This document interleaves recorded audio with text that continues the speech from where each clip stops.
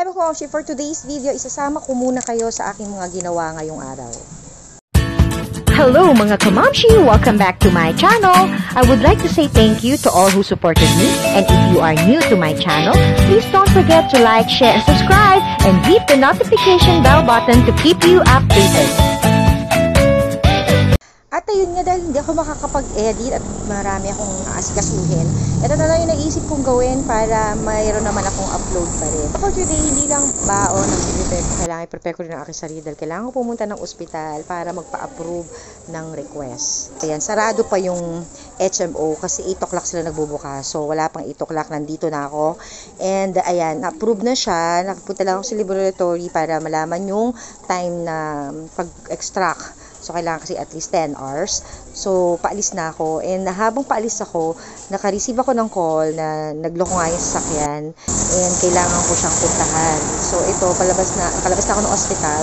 So, maghihintay na lang ako na sa kanya kung anong update, kung saan ko siya pupuntahan at kitain. So, ayan yung SM Masinag. Malapit lang din kami dito. And, doon ako maghihintay sa St. Teres. Napakataas napakatarik ng hagdan dyan. Nakakalula. So, dito, katawid lang nito, yung St. Teres na church kung saan kami nagsisimba.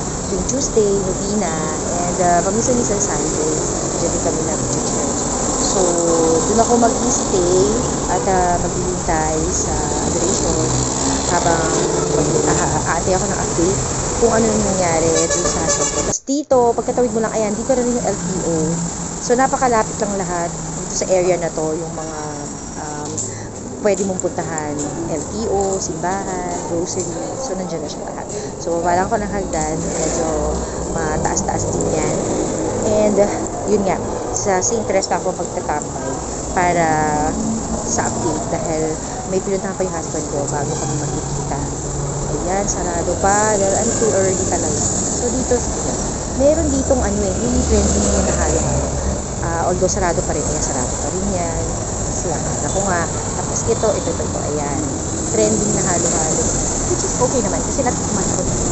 Sarado pa rin sila. So, dinala ko lang kayo doon. Pero hindi tayo dyan pupunta. Babalik ulit tayo ng lakad dahil nandun banda yung simbahan. So, ayun. Doon tayo galing. Tumawid tayo dyan. And then, lalakad na tayo papunta ng simbahan. So, katabi lang yung simbang. Tapos ito yung simbahan. So, dito muna ako mag-stay kasi may nilakan pa na work-related sa husband ko. And then, tsaka niya ako may message kung saan kami magpapita kasi nga, yun nga, nasiraan siya ng sasakyan. As if parang magagawa ko yung sasakyan. Char lang. So, pasok muna tayo sa loob and as usual, ayan, magsusumbong muna tayo at magpapahinga ng konti. So, and of course, syempre, lagi magpapasalamat sa mga biyayang natanggap. So, ayun na nga, after ilang minutes, nakatanggap na ako ng message and sa Marikina na lang kami nakikita. So, biyaya na kami sa Marikina.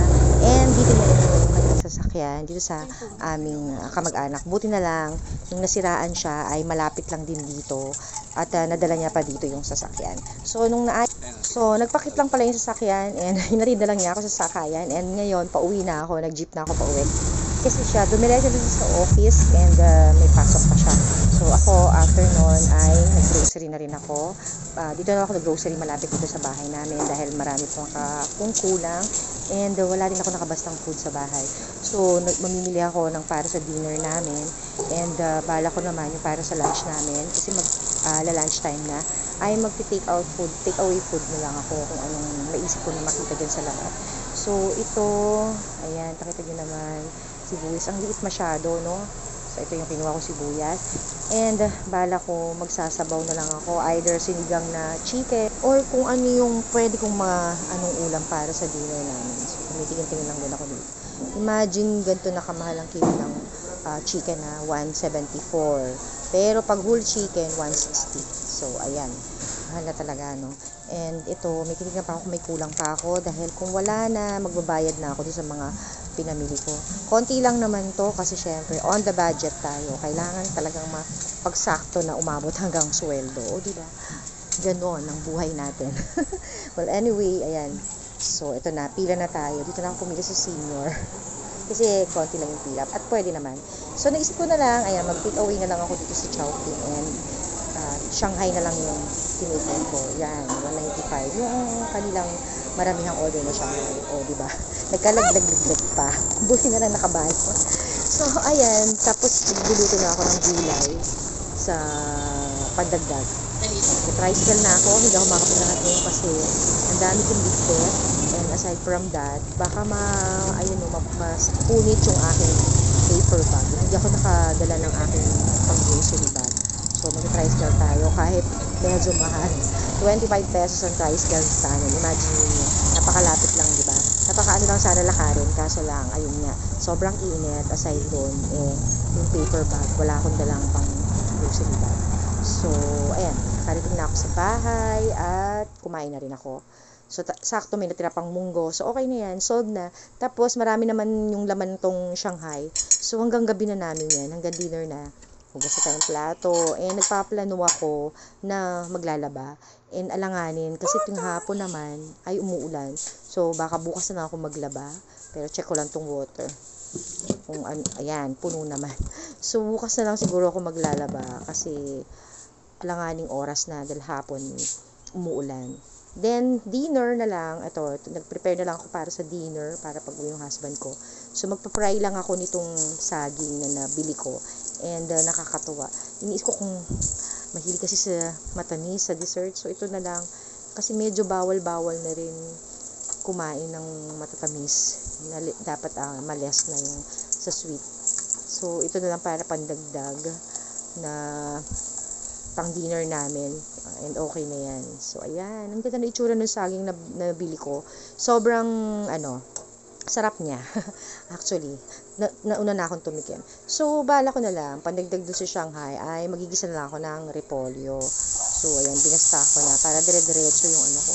Tapos, may natira naman ako ditong tuna na hindi na ubos dahil nilagay nila sa pasta yung iba nitong tuna, sobrang dami. So, yun na lang isasahog ko dito sa ginisang repolyo. So, ayan, magigisa lang tayo ng repolyo. Tapos, pagkaluto nito, lalagyan ko lang siya din ng itlog. Ayan, bango. Yun lang, ganun lang kasimple para sa dinner namin, para hindi na ako masyadong ngarag. So, ito na yung itlog, kasi luto na naman yung ating repolyo. So, ayan, pagka kumulo na yan, okay na yan, may ulam na tayo. So, ready na pang dinner. So, ito yung aming dinner for tonight. Ayan, yung natirang Shanghai, then yung saging na pinrito, yung ating repolyo, at may konti pa akong natirang munggo. Ayan, okay na okay pa yung munggo. Ang tibay niya, promise. So, that's it. At maraming salamat sa pagsama. God bless everyone. Stay safe.